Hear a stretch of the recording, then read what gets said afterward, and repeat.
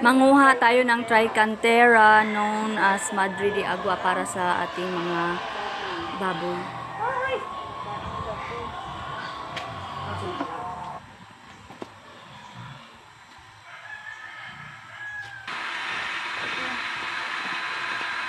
Ayan, marami na tayong nakuha. Pahugasan natin yan.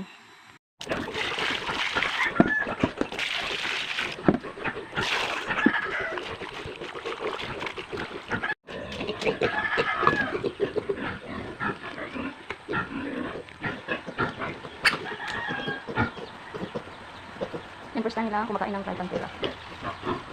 So, nagugustuhan nila yung amoy nito. Ngayon ang baboy. Yan, gusto na yan. Nadik mo? Gusto niya dikdik yan.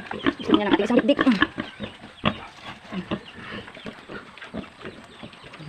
Masarap adik, ha? Sarap daw, masarap.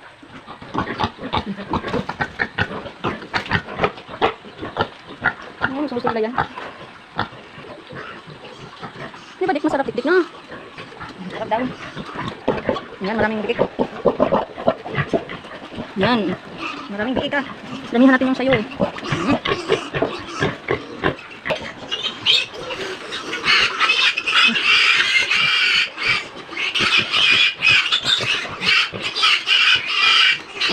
Ayan, pag ako, bigyan ko sila palagi.